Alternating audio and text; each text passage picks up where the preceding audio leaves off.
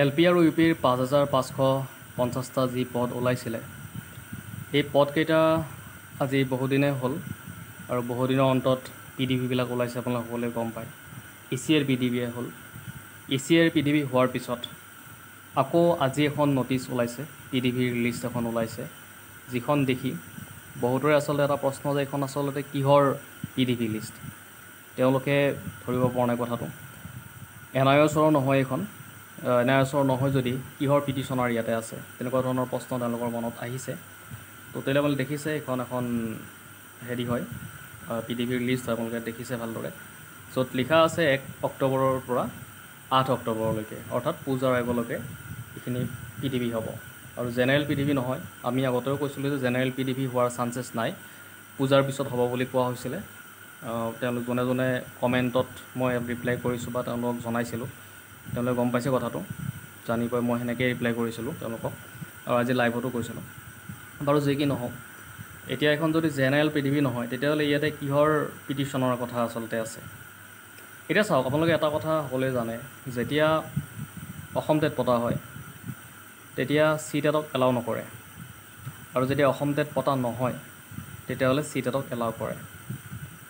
আৰু অসমত 3বাৰ টেট হৈছে, 2011 চনত এবাৰ, 2019 চনত এবাৰ আৰু 2021 চনত এবাৰ। এতিয়া কথা হ'ল, যেতিয়া অসম টেট পাতে তেতিয়া CTET-ক চান্স নিদিয়ে, আৰু চান্স নিদিয়াৰ ফলত তেওঁলোকে কেছ কৰিছিলে।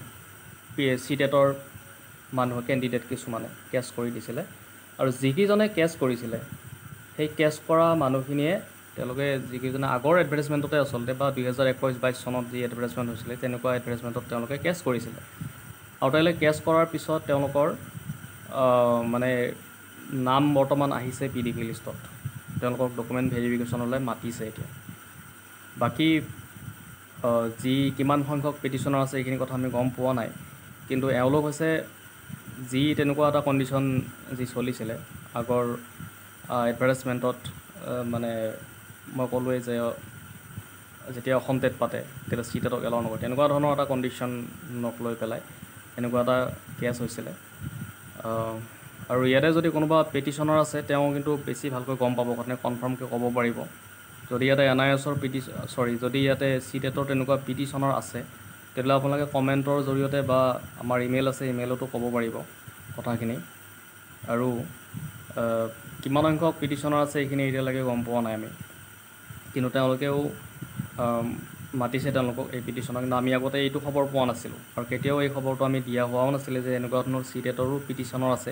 আমি NIOSৰ পিটিশ্যনৰ কথা গম পাইছিলোঁ, কিন্তু CTET-ৰ যে পিটিশ্যনাৰ আছে এই কথাটো আমি গম পোৱা নাছিলোঁ। আজি এই লিষ্টখন দেখি আমি গম পালোঁ যে CTET-ৰো পিটিশ্যনাৰ আছে। আৰু CTET-ৰ পিটিশ্যনাৰ বা CTET-ৰ কেছ কৰা মানুহ কেনেকুৱাকৈ হ'ব পাৰে, যে মই যিখিনি কথা আপোনালোকক ক'লোঁ এনেকুৱাকৈহে হ'ব পাৰে।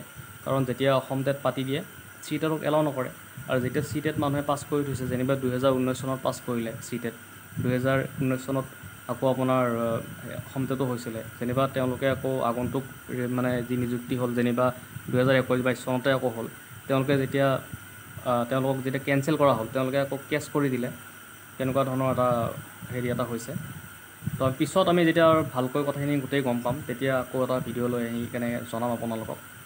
এতিয়া আমি এইখিনিয়েই জনালোঁ আপোনালোকক, আৰু আপোনালোকে কমেণ্ট যোগে জনাব যে কি আচলতে কথাটো হৈছে, বা কোনোবাই যদি জানে বা এই পিটিশ্যনাৰ কোনোবা যদি নিজেও ইয়াতে ভিডিঅ'টো চাই আছে, সেই কথাখিনি আমাক ইমেইল যোগে বা কমেণ্টৰ জৰিয়তে জনাব বুলি আশা কৰিলোঁ।